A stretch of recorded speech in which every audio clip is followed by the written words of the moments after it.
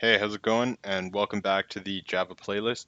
So we're going to be doing reading from a file. So we're on file input output still, but we're going to be reading from a file instead of writing from it or writing to it. So the first thing to point out is we just changed the path name to our file. I'm just organizing. I started um, a Python playlist, and it should be up right now. So I'm just organizing all of the videos and files on this channel. So just to point out, same file name, I added a couple names to it. So we're going to be reading from this. So I thought I'd give a bit more variety. Um, the first thing that we will go over is what we have declared here. So we got rid of the scanner. For the file reading, we need two objects. So well, two classes. One is a file reader and one is a buffered reader. So a file reader is basically it opens a connection to the file that you've declared, and it keeps that connection, but it reads one character at a time.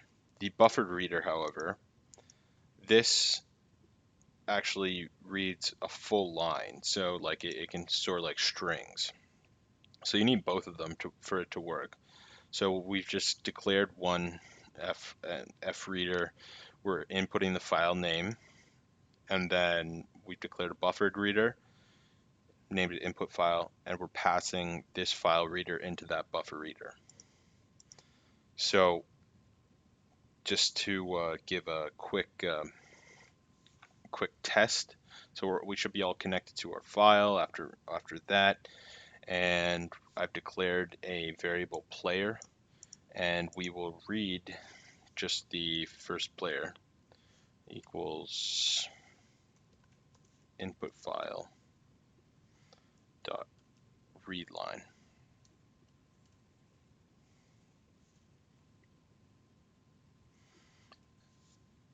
And oh yeah, we gotta print it out. System dot out dot print line player.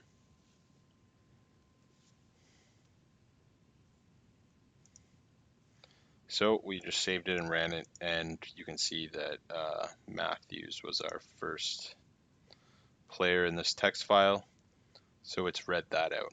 Now we'll get into a bit more complicated, uh, but not complicated at all actually. Just a more complete example of how we're going to use this by reading them all. So make sure that, I guess, first of all, what we need to do is good practice, which I forgot to do, is input file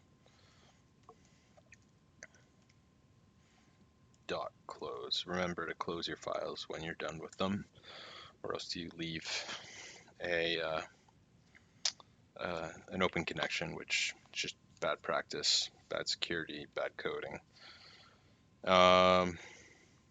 Okay, so for this, we will basically just be adding a while loop. It's nothing too spectacular, but we do need to read the first line. Then we'll come in here and do while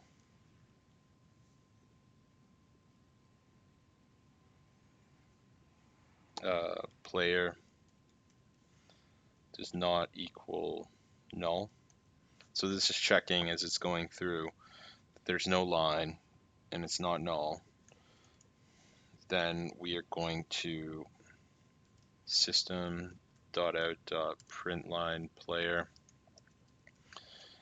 and we are going to read the next player.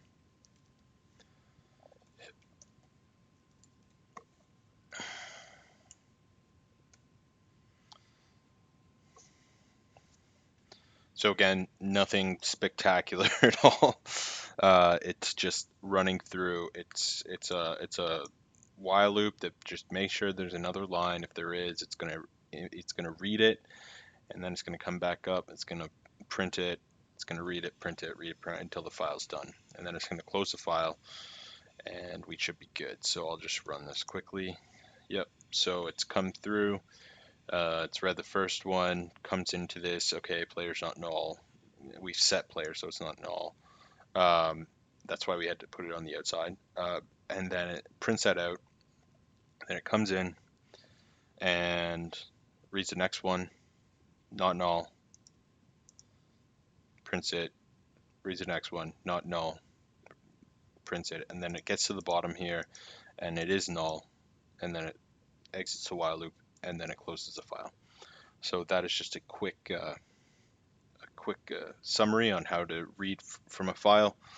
We can do a example. I'm going to do it in the next video, but for say like a file, like this is where I guess like things kind of get a bit more interesting, where you can start like including uh, like data from other sources to actually create some pretty interesting applications. So if like you have say like your boss is asking you to do some sort of analysis on a spreadsheet or something like that, when you can read from the file, you can just make your code sort of like automate it through the file if you're trying to figure out like your TPS report or whatever the fuck it is. Um, that they're like you need to add up a bunch of numbers, do averages, analyze all that sort of stuff. You can use this, and when you're reading from a file, it actually it's pretty streamlined, linear, and it's easy to do. So we'll do an example in the next one. But yeah, this is where I guess things start getting interesting. And I will see you in the next video. So I hope you enjoyed it and take care.